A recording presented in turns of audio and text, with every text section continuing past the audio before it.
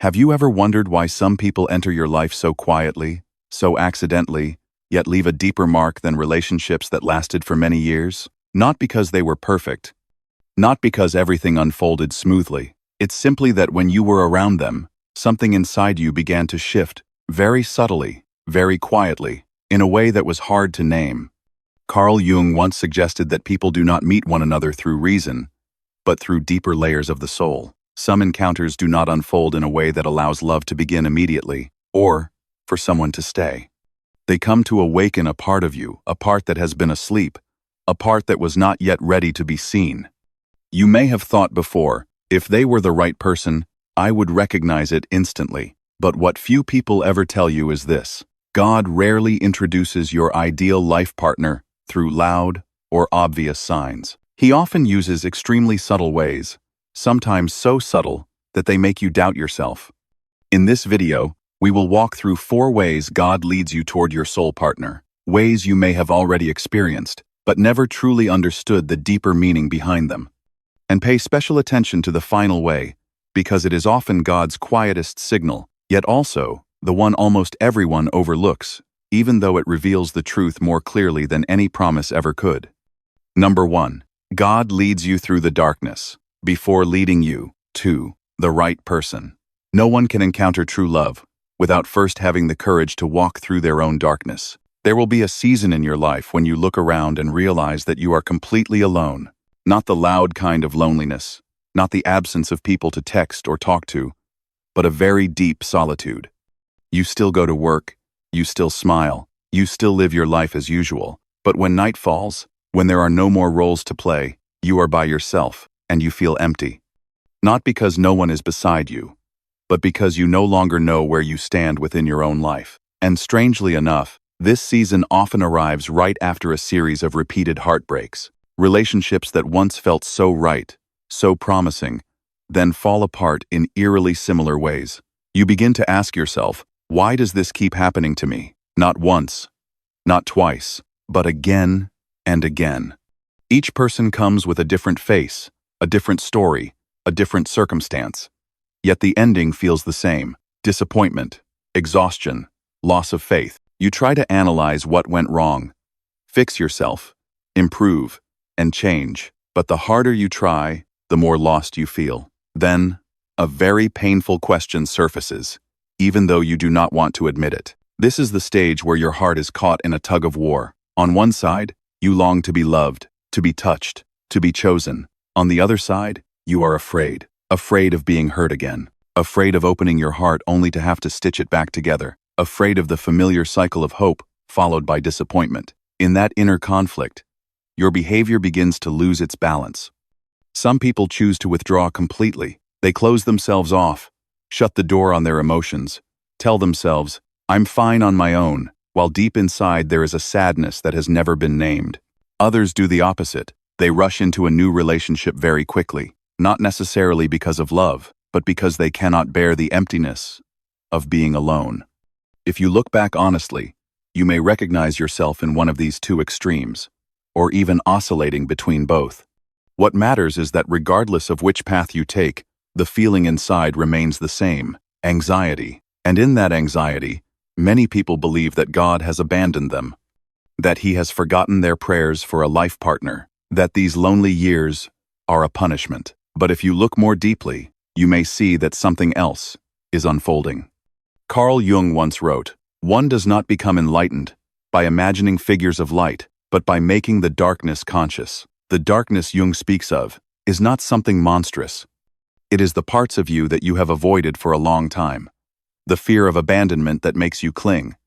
The need for control leads you to choose weaker partners so you can feel safe. The shame of believing, "I am not enough," which drives you to give too much, sacrifice too early, just to be kept. These parts are not evil, but when they are suppressed, they begin to control you from behind the scenes.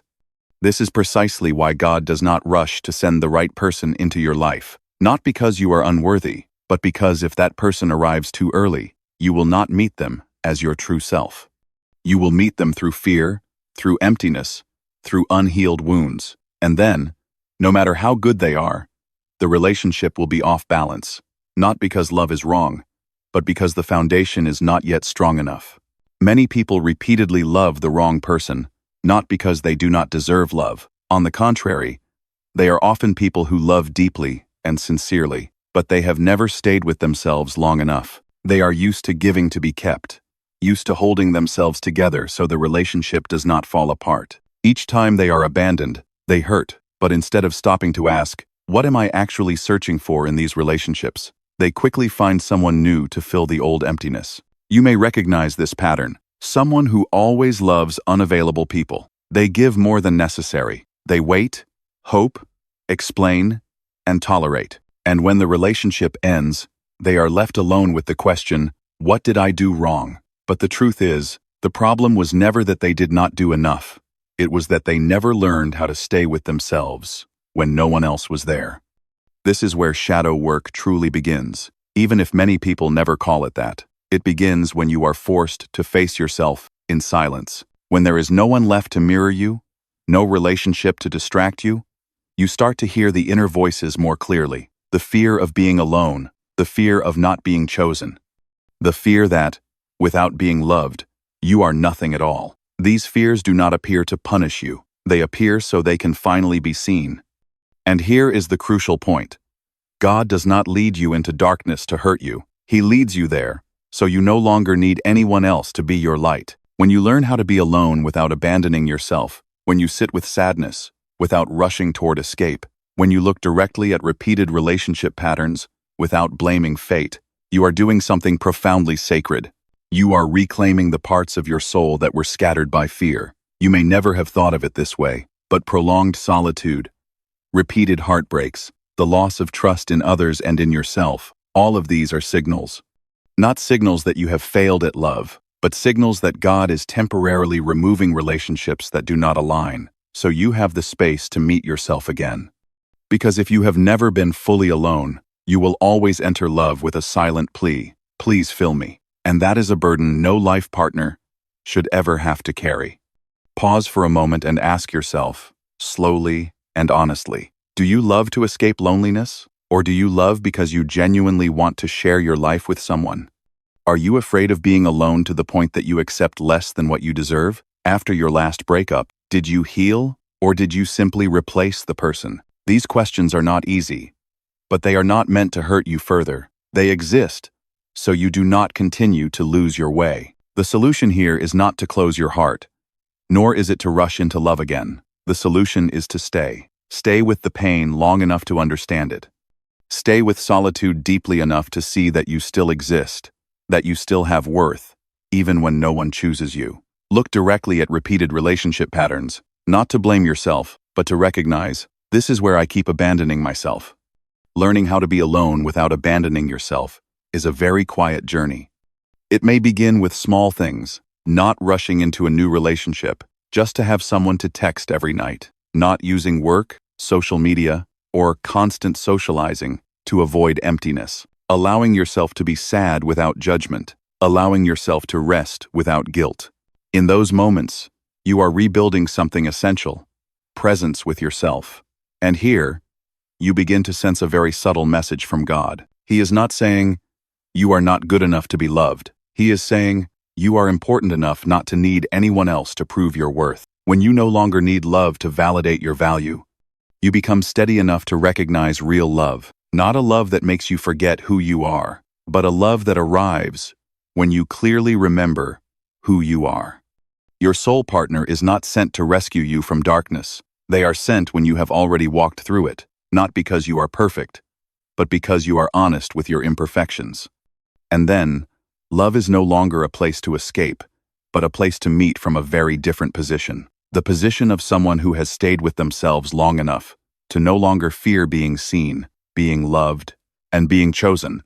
That is the first way God introduces you to your ideal life partner, not through an instant, dramatic encounter, but through a very quiet journey leading you back to yourself. And if you are currently in the middle of that dark season, trust that you are not lost. You are being guided in the exact order that your soul needs. Number 2, God introduces through encounters that feel strangely familiar. Some encounters do not take the shape of a love story. You meet someone. The two of you have barely spoken. perhaps not even had a conversation long enough to call it a connection. There is no infatuation, no racing heartbeat, no desire to conquer or impress. Yet, when you leave that moment, you realize that something very strange has happened inside you. A sense of familiarity, not familiar because they resemble someone from your past, not familiar because they fit your type, but a kind of familiarity that requires no effort, no guarding, no need to become a different version of yourself. That feeling is very hard to name. It is not loud. It does not pull you toward the other person. It only vibrates very gently, very deeply, as if someone has touched a string that has been lying dormant inside you for a long time. You are not excited, but you are not indifferent either. You do not dreamily think about them, yet their image remains, like an echo, not occupying space, not intruding, just there. And you begin to ask yourself, what exactly am I feeling? What is interesting is that this feeling is often accompanied by a strange sense of peace. You do not need to say the right things. You do not need to prove that you are interesting. You do not need to try to be likable. You are simply present, and so are they. You feel both close and cautious at the same time, but not because of fear. It is because a very alert part inside you is quietly observing. You may think about them more than feels reasonable, but not in a possessive way. You simply remember the moment, the look in their eyes, the sound of their voice, the silence between you. Then, you begin to doubt yourself. Am I imagining this? Many people dismiss this feeling. They assume they are exaggerating. They convince themselves that it is just loneliness.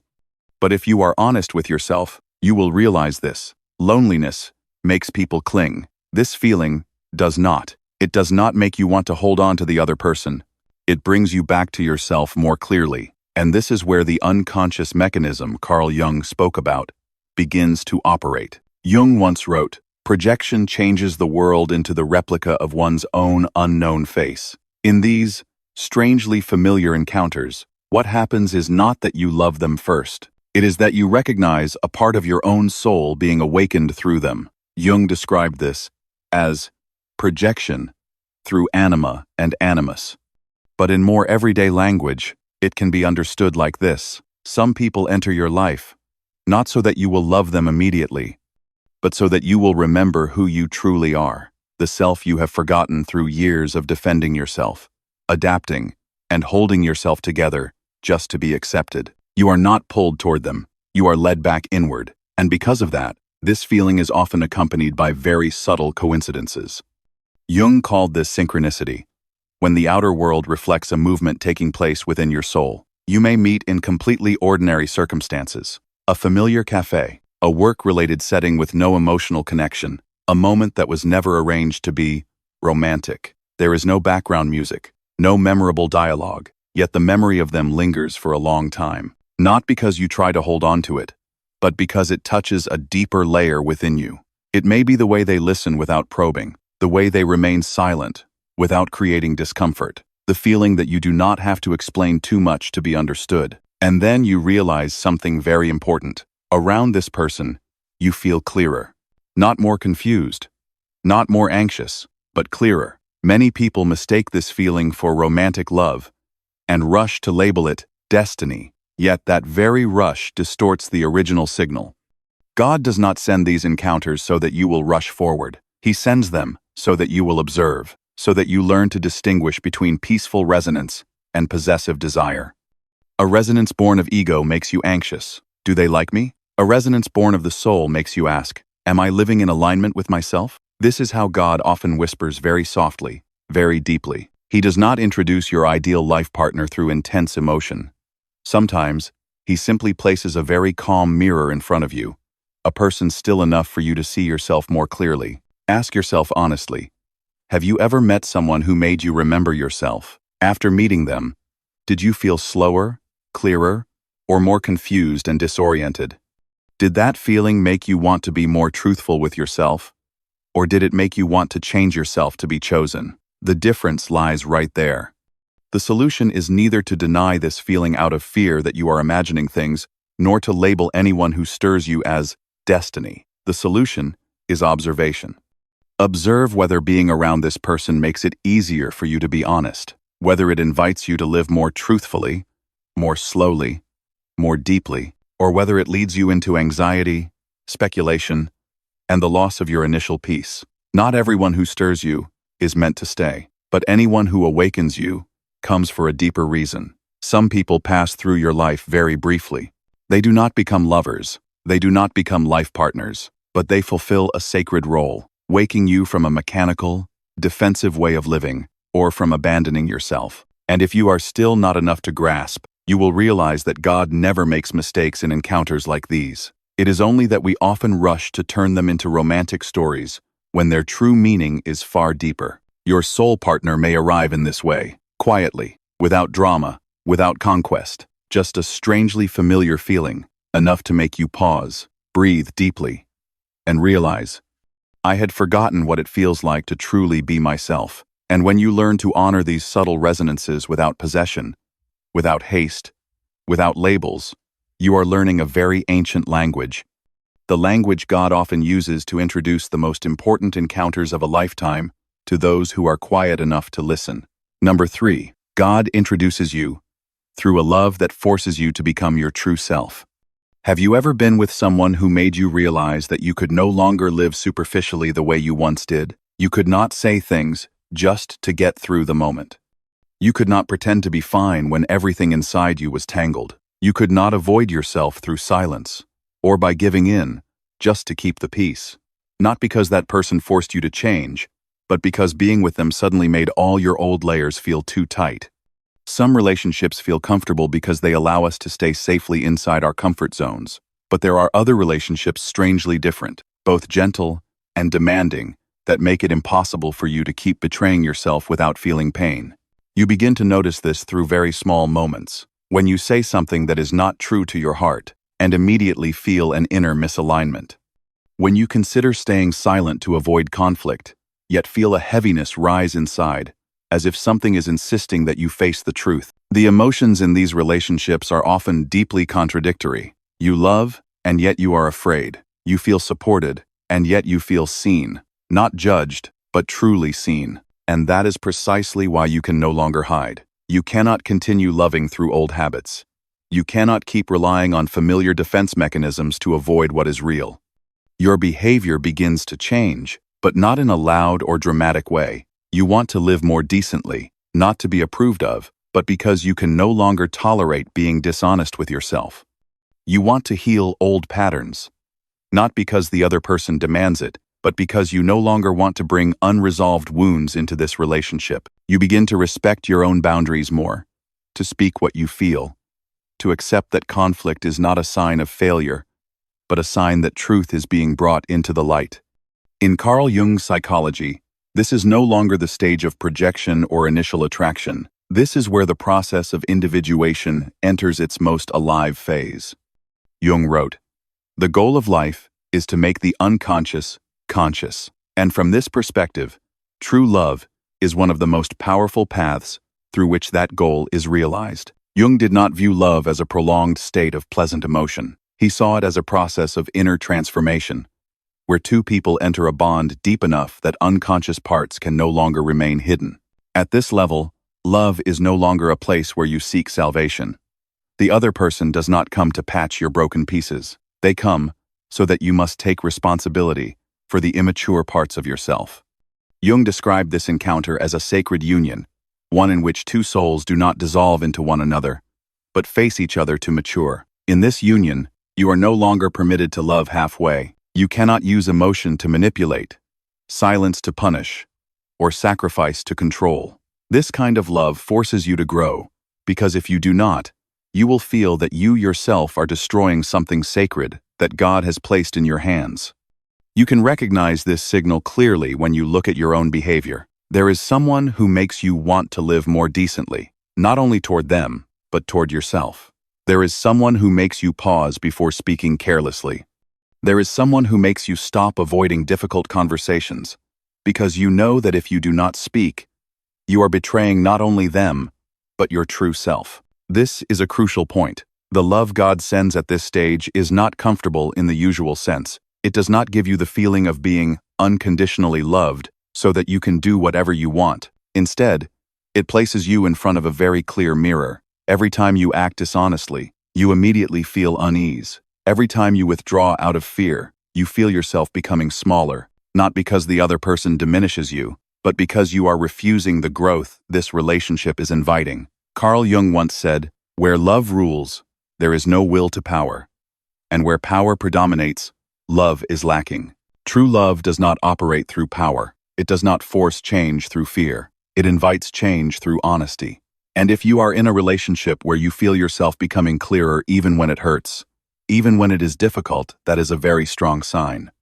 Think of very ordinary examples. Someone who makes you want to stop the habit of unconscious lying, even the small lies told to keep the peace. Someone who makes you reconsider how you loved in the past, when you gave too much just to be allowed to stay, or withdrew to avoid being hurt. Someone who makes you realize that if you continue loving the old way, you will lose yourself. This love does not allow you to live a double life. You cannot seek intimacy while avoiding emotional responsibility. You cannot say you love someone while refusing dialogue.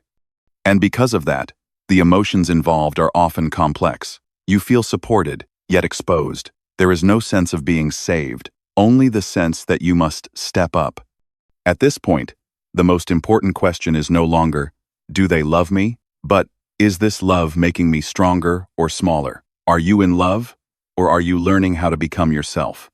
Do you feel increasingly clear, or increasingly stripped of your boundaries? Are you willing to take responsibility for your part in conflict, or do you still want to blame, withdraw, or control? The solution at this stage does not lie in trying to make the relationship smooth, nor does it lie in avoiding conflict at all costs. The solution lies in honesty. Honesty with your own emotions, even when they are uncomfortable. Not avoiding difficult conversations, but also not using emotion to manipulate. Daring to say what you need, and daring to listen to what you do not want to hear. More importantly, you must dare to take responsibility for your own immaturity, not placing it all on the other person. Not waiting for them to understand you, because in this process, God does not send that person to save you from yourself. He sends them so that you can no longer run away from yourself. And if you are in a love like this, you may have thought at some point, if only this relationship were a little easier. But pause and ask more deeply. Easier for whom? Easier for the ego that avoids, or easier for the soul that wants to mature? Because the love God uses to introduce your soul partner is not a love that makes you perfect. It is a love that makes you honest. Honest with your emotions. Honest with your boundaries. Honest with both your vulnerability and your strength. And when you are honest enough to remain in this process, even when it is difficult, slow, and sometimes painful, you begin to realize something profound. That person did not come to complete you. They came so that you could complete the relationship between yourself and yourself. And when that happens, you are not simply loving another human being. You are walking with God on the path of the soul's maturation. True love does not promise a life without pain, but it promises a life without falsehood. And if a relationship is forcing you to live more truthfully every day, even when it is not easy, it is very likely one of the ways God is introducing you to the soul partner of your life. Number 4. God confirms through deep, lasting peace.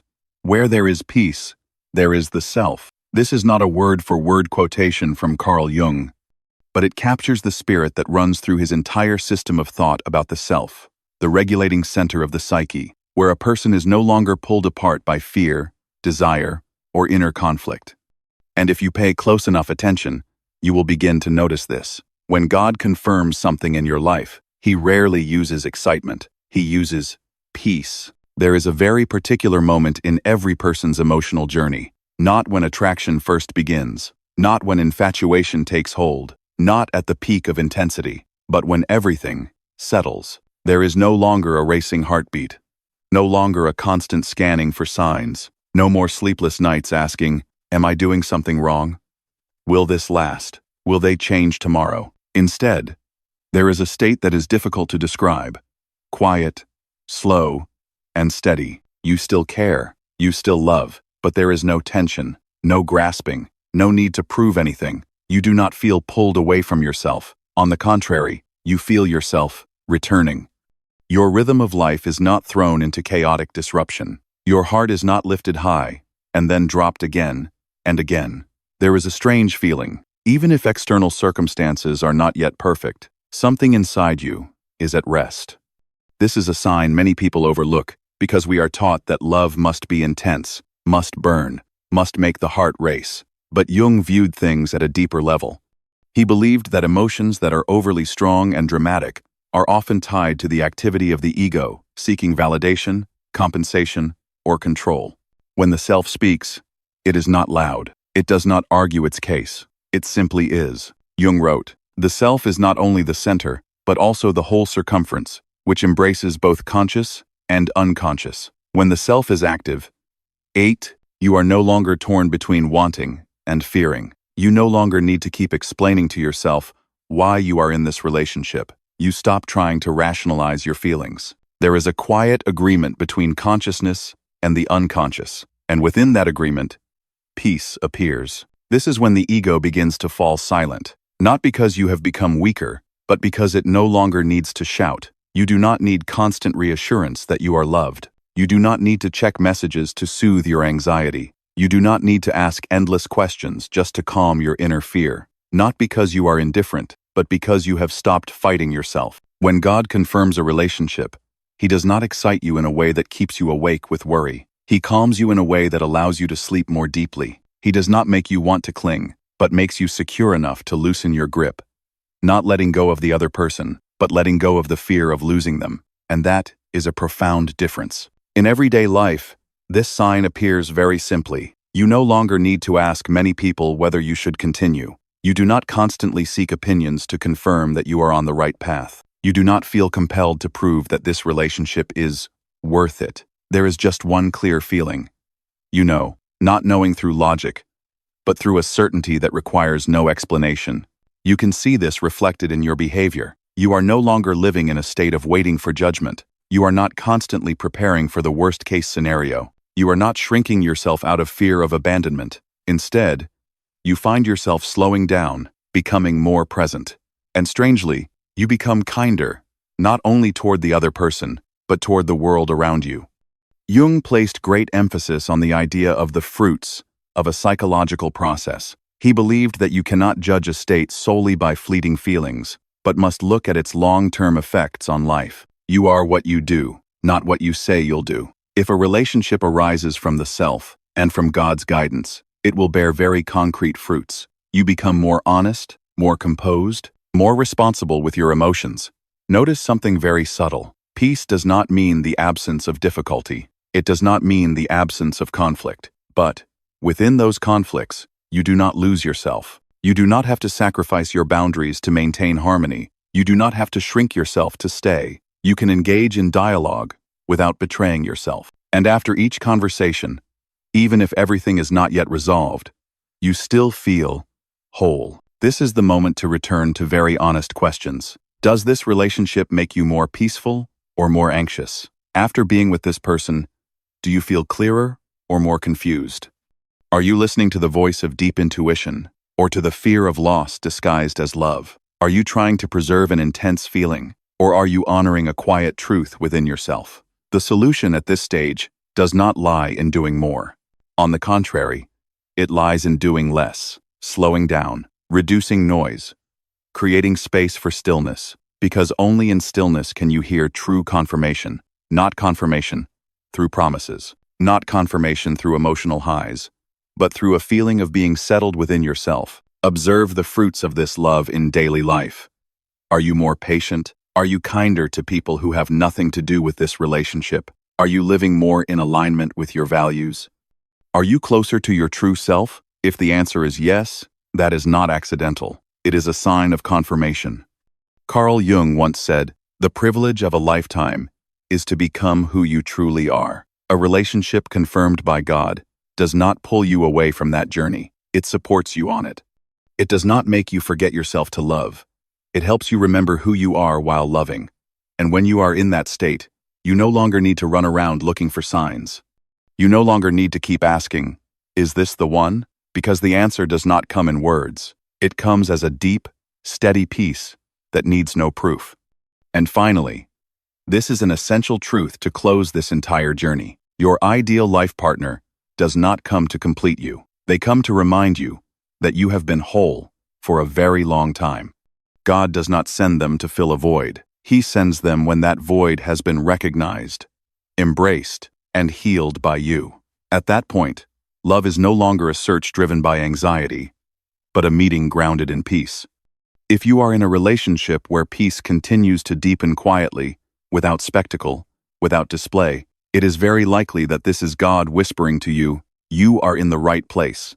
And when you hear that whisper, you will not need to ask any further. You simply remain, live truthfully, and allow love to keep leading you back to the light that has always been present within you. If you have made it this far, I truly thank you for staying with yourself long enough to listen to what is not easy to express. Not everyone has the patience to look back on their journey of love with such honesty.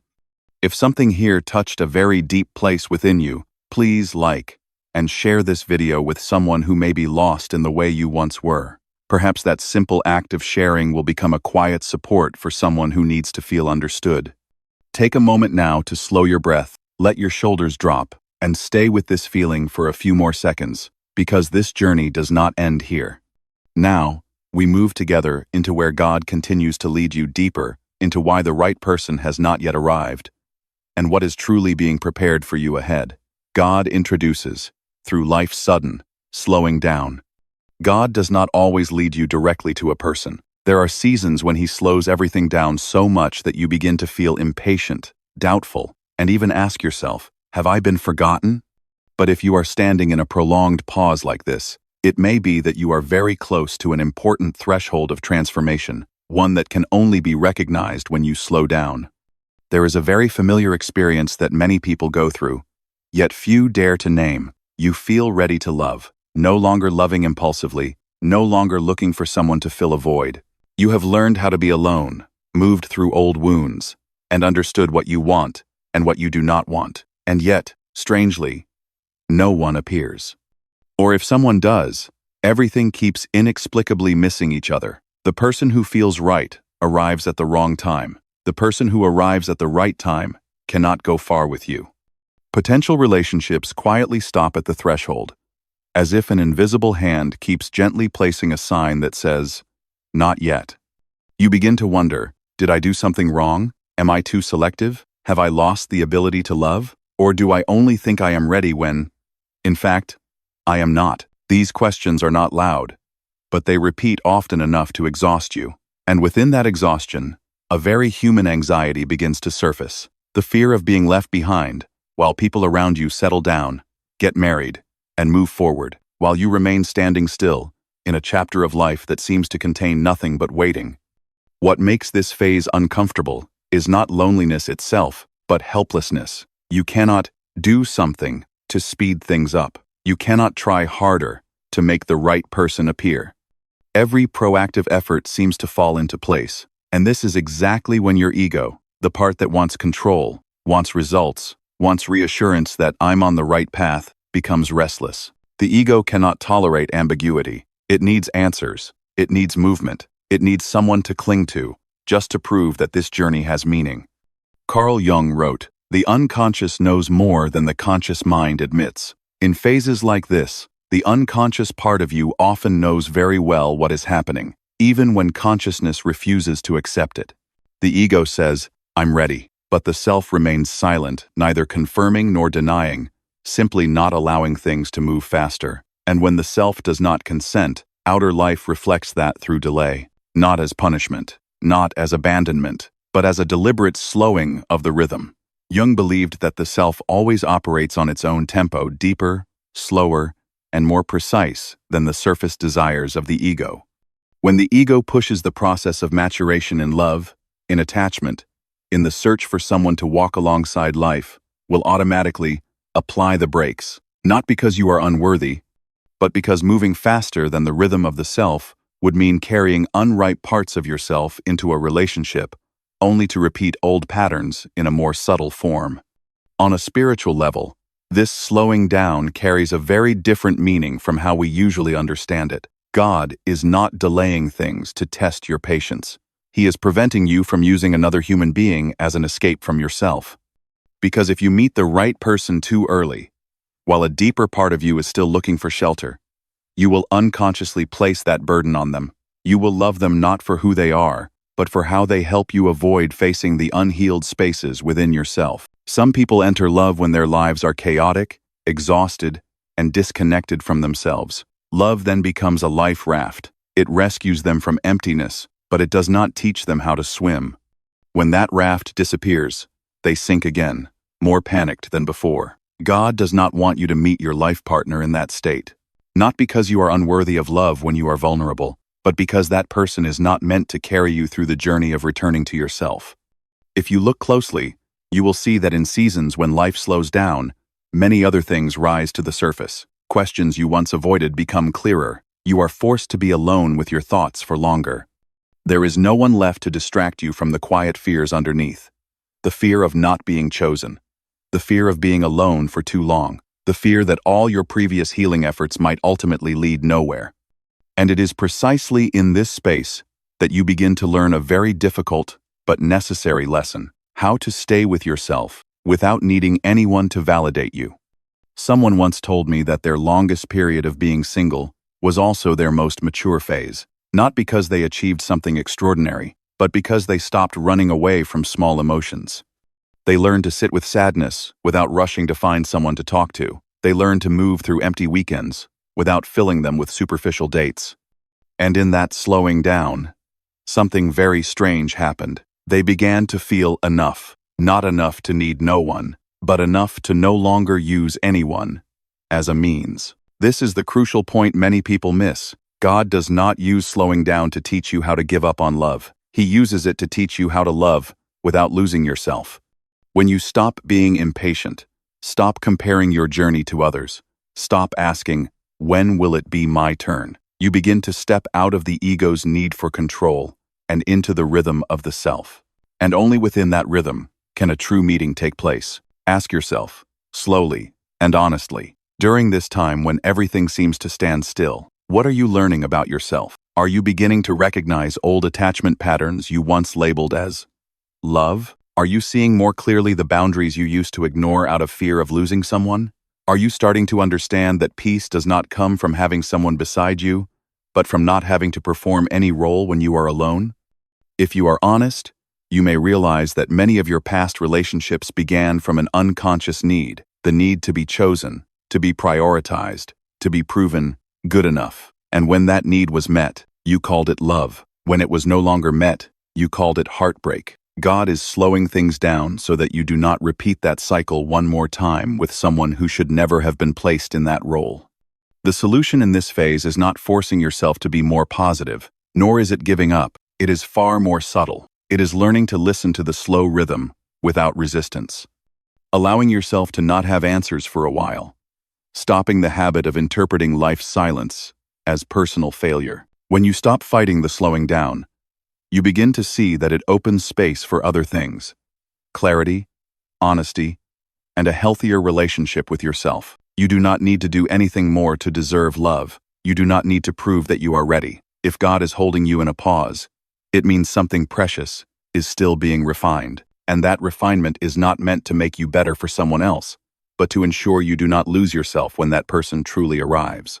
Then one day, very naturally, without urgency, you realize that you are no longer impatient. You stop counting time. You stop asking, when? You begin to live fully in the present, not as endurance, but as presence. And this is often the quietest sign that you have aligned with the rhythm of the self. Not loud, not exciting, but steady. God is never late. He simply does not arrive according to the ego's timeline. He comes when you no longer need another person to escape yourself, but are ready to meet someone, to walk forward together. And if your life is slowing down right now, it may be precisely how God is introducing you to your soul companion by protecting that meeting from happening too soon. God introduces, through the loss of attraction, to old types of people. There is a very strange moment that often arrives quietly, without fanfare. One day, you look back at the types of people who once made your heart race intensely, who once kept you awake at night, who once pulled you into love like a drunken rush, and you realize you are no longer drawn to them, not because they have become worse, not because you have become more arrogant. It is simply that The feeling is no longer there. Drama no longer feels exciting. The intensity that once made you believe it was love now leaves behind only fatigue.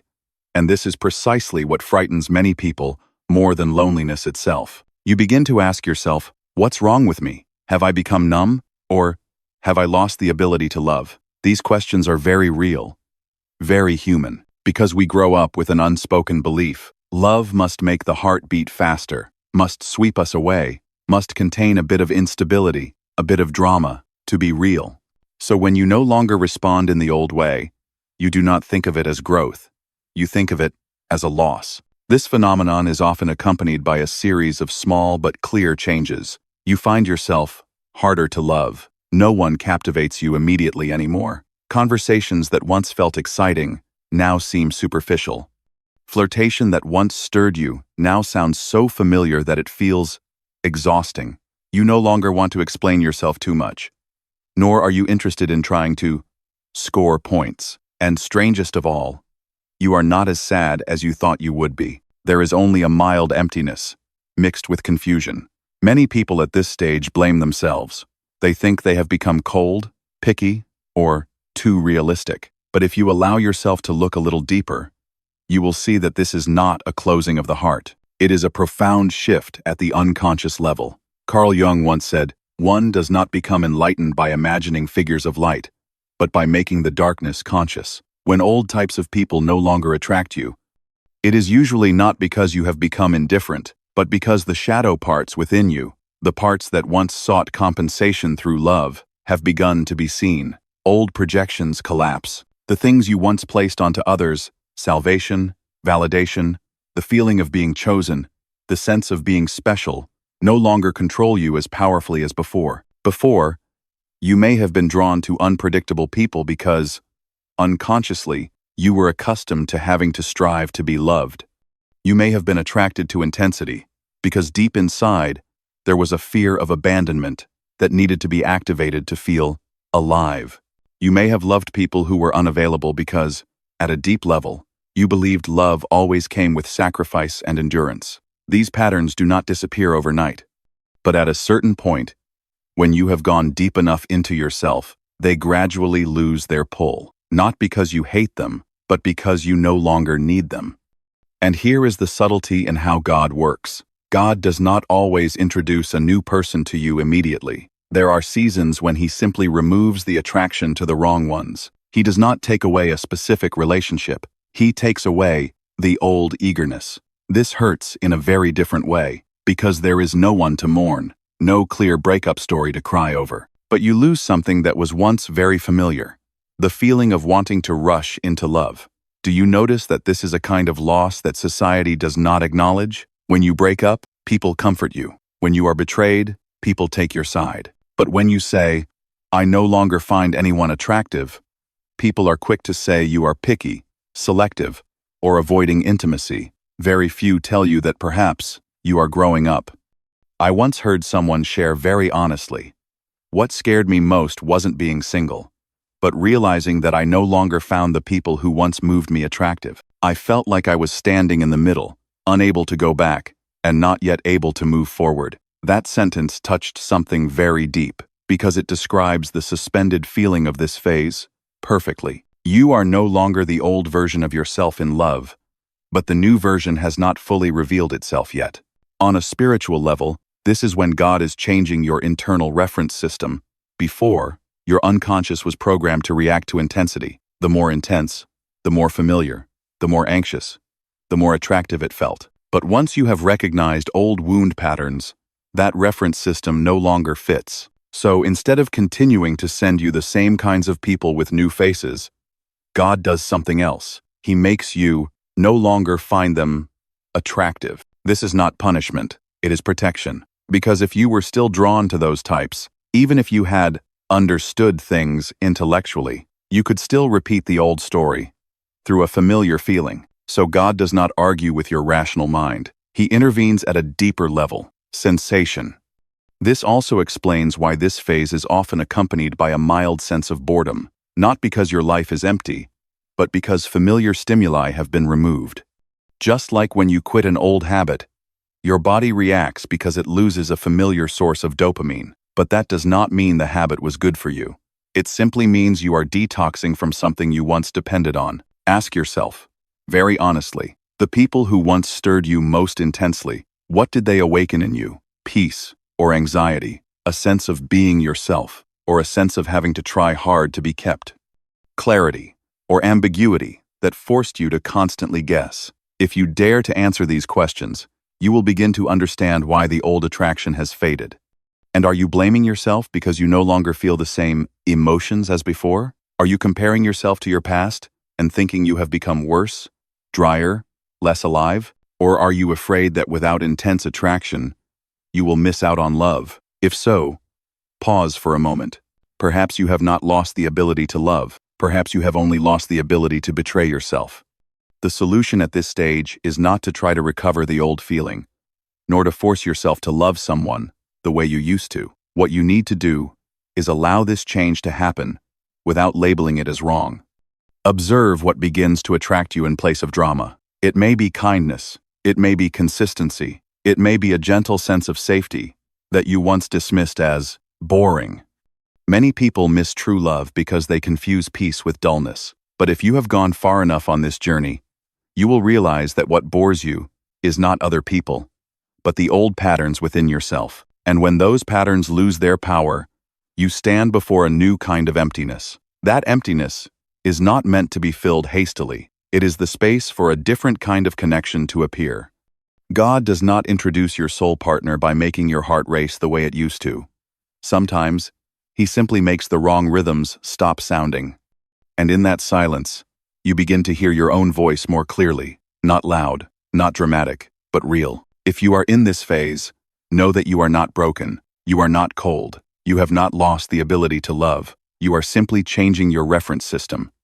And only when that reference system shifts, can your true life partner, one based not on lack, but on genuine meeting, be recognized when they appear. So if today you find yourself no longer attracted to old types of people, do not rush to worry. Ask instead, what has changed within me? What do I need less of, and more of, in love? Perhaps it is precisely in this loss of eagerness that God is quietly clearing the path for a meeting you will not recognize through intoxication, but through a much deeper resonance. God introduces through a separation that is painful but profoundly right. There is a truth that is very hard to accept, especially when you have loved deeply. Not every relationship that touches your core is meant to be a place where you stay. Some people enter your life, come very close, very deep, very real, so real that you think, if this is not my life partner, then who else could be? And yet, even without any great wrongdoing, without betrayal, without deception, without anyone clearly doing something wrong, the two of you still have to part. And that is precisely what hurts the most. Because if there were a fault, you would have somewhere to place your anger. If there were a third person, you would have a reason to let go. But here, there is nothing to blame. Only a cold truth. The love was real. The connection was real. But staying was not possible. And your mind does not accept this easily. It will ask again and again, if it was right, why couldn't it continue?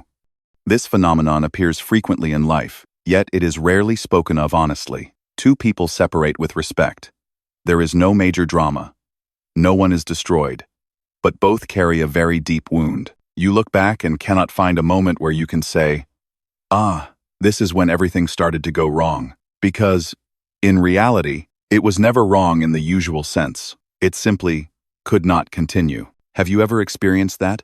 A relationship in which you were more yourself than ever before. You said things you had never dared to say. You saw your own vulnerability, and the other person saw it too. You grew tremendously during the time you were together. But then, precisely within that growth, the two of you began to move in different directions. No one pulled the other back. No one pushed the other away. It was simply that the next steps no longer followed the same path. At the deeper level of Jungian psychology, this is a form of incomplete conjunctio. Two souls meet strongly enough to create a reaction, but not compatibly enough to merge into a lasting flow. Carl Jung wrote, "The meeting of two personalities is like the contact of two chemical substances. If there is any reaction, both are transformed. But not every reaction is meant to last. Some reactions exist only long enough to transform you, and then they end. The problem is that while you are in that relationship, you do not know in advance that it will end this way.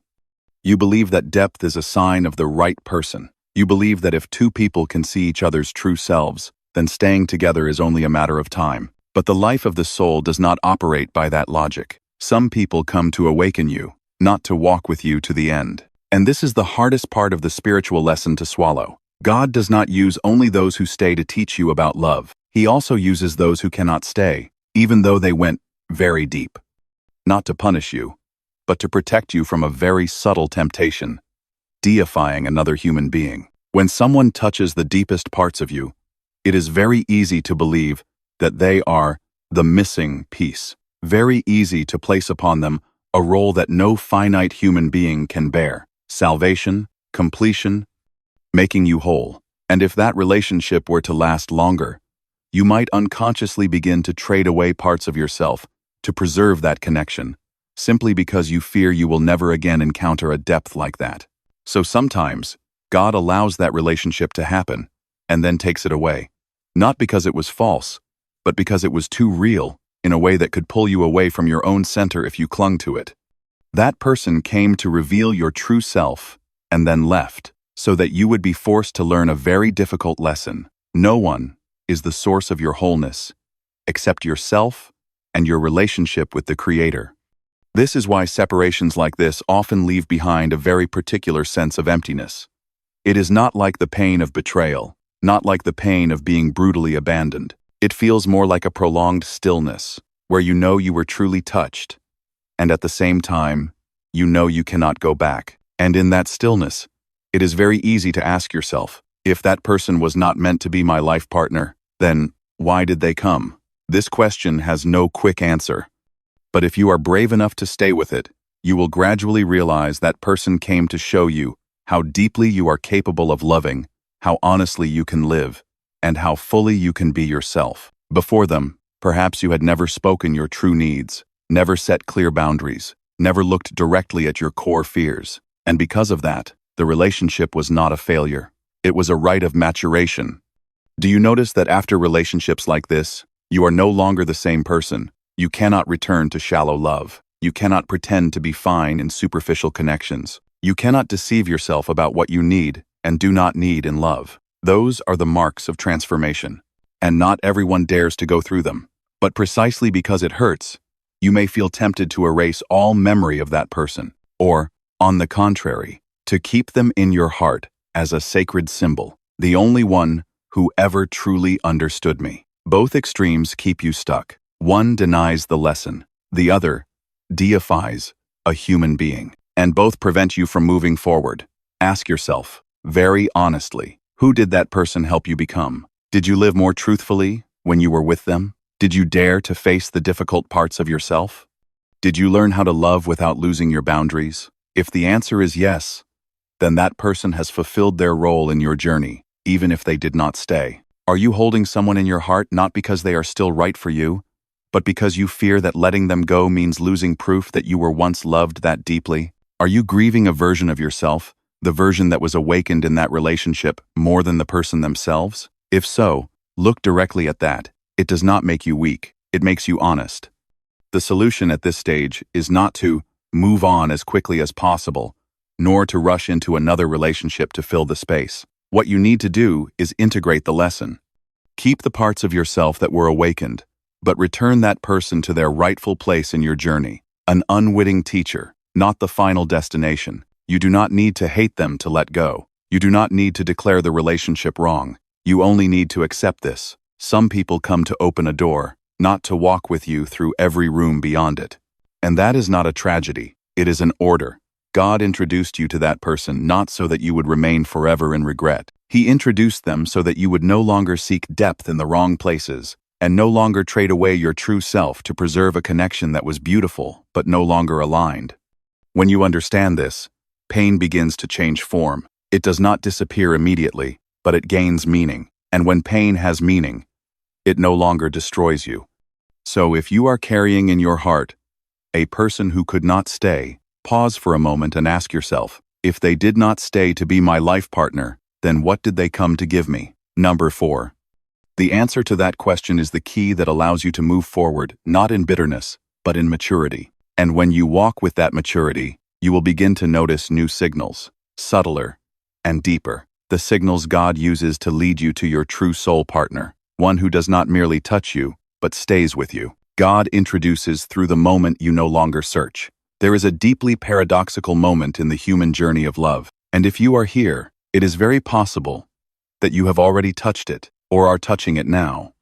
It is the moment when you no longer ask yourself, when will I finally meet the right person? Not because you already have, not because you have given up hope, but because that question is no longer necessary. It does not disappear in bitterness. It dissolves very gently, like an old thought that no longer fits the person you have become. Before that, you may have searched a great deal, searching through relationships, searching through arranged encounters, searching through very concrete plans about the future. You once told yourself, when I'm more stable, when I understand myself better, when I'm more ready, the right person will surely come. And you went through many stages to become ready. But at some point, when everything seems as though it should finally be enough, you no longer press life to answer that question. This phenomenon is difficult to name.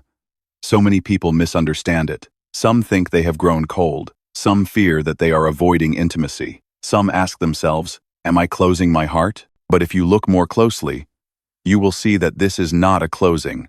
It is a settling, a state in which you no longer beg for love, no longer plan a hunt, no longer treat meeting someone as the condition for your life to begin. You are still open, but you are no longer waiting in tension.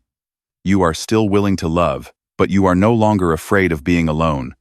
You give your time to your work, to the things you believe are right, to the natural rhythm of your own life. And the strange thing is that, precisely during this phase, you feel more whole than ever. Carl Jung described this state as the moment when the self begins to speak, not through loud declarations, but through a very steady silence. He wrote, "The self appears when the ego is no longer the master, when the ego no longer manipulates the journey, when you stop using sheer willpower to force life to unfold according to your desired script, a deeper order begins to operate." In earlier stages, the ego is often very active. It asks, calculates, compares, and strategizes. It says, I need love, so I won't be lonely. I need a relationship to be complete. I need to meet the right person for my life, to go in the right direction. The ego is not evil. It is simply trying to protect you from the fear of emptiness. But when the ego holds the steering wheel for too long, it turns the journey of meeting into a pressured pursuit. And then, after many collisions, many lessons, the ego becomes tired. Not tired from failure, but tired from realizing that no matter how carefully you try to control things, you cannot force a soul-level encounter to happen at the exact moment you want. At that point, the ego lets go, not in surrender, but in acceptance. And in that very moment of release, the self finally has space to appear. From a spiritual perspective, this is one of the most subtle signs that God is guiding you. Because God does not need you to run. He does not need you to prove that you desire something strongly enough. He needs you to stand in the correct inner position. A soulmate does not find you in longing, but in full presence. Have you noticed that the most important encounters in life rarely happen when you are tensely searching for them? They happen when you are living, when you are doing what is true for you, when you are not emitting the energy of lack, but the energy of presence. And this is not only true in love, but in many other areas of life as well. When you stop searching, it does not mean you are closing yourself off. On the contrary, you open in a very different way. You no longer look at others with the question, could this be the one for me? You look at them with genuine curiosity. Who are they in this world? And that very small shift creates a very large difference. Because when you stop trying to turn another person into the answer to your inner lack, you finally have the capacity to meet them as a whole human being.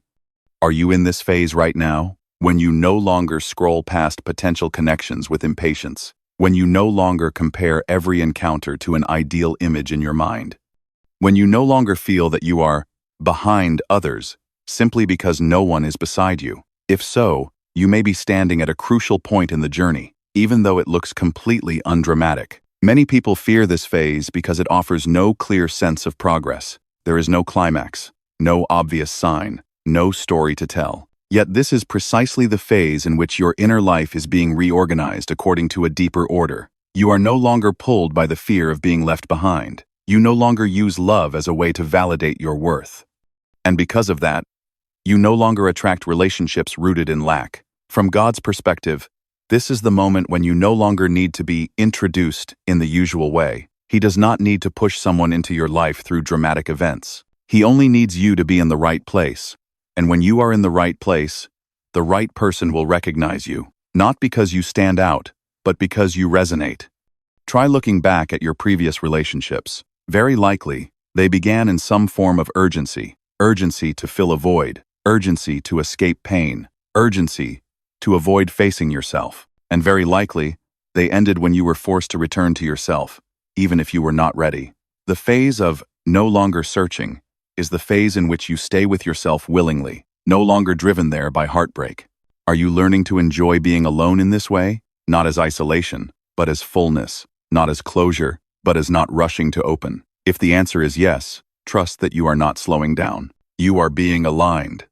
And this alignment is more important than any meeting that happens too early. The practical response in this phase is not to do more, but to do less. Live a little slower. Analyze a little less.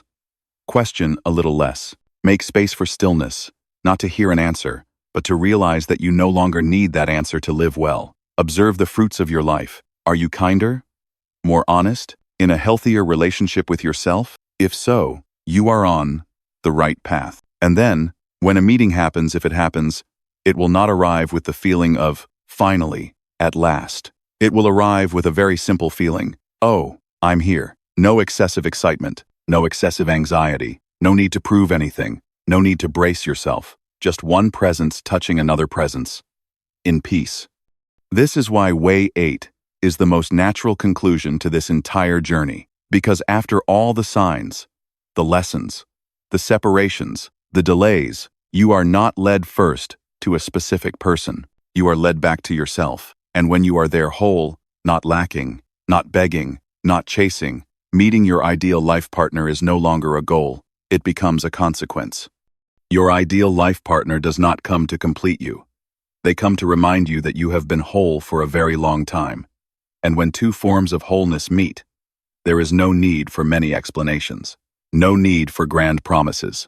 No need for loud signs. There is only a very deep stillness, in which both recognize we have arrived in the right place. If you are in the phase of no longer searching, leave a short comment. Do you feel more peaceful, or are you still hesitant? Your story may help someone else realize that they are not falling behind, but being guided at the right rhythm. We are not here to argue about right or wrong, only to listen together to the quiet journeys that are unfolding. Perhaps after walking through this entire journey, you have begun to look back at the encounters in your life with a different gaze, no longer rushing to label them as right or wrong, coming or going. Simply understanding this, no meeting is accidental, and no period of waiting is meaningless. Carl Jung once wrote, "Your vision will become clear only when you look into your own heart." Perhaps the ideal life partner you are searching for has not yet appeared. Not because you are not fortunate enough, but because a part of you is still being prepared to be deep enough, still enough, and true enough for that meeting. You do not need to force yourself to believe, nor do you need to rush to understand everything. You only need to continue living honestly with your inner rhythm. When the right time comes, you will not need to ask anymore. You will recognize it naturally. If this content has accompanied you, even for a brief stretch of your inner journey, please subscribe to the channel and turn on notifications. The next videos will continue to go deeper into the place where psychology and lived life meet. Thank you for staying until the very end, and I look forward to seeing you again in the next videos.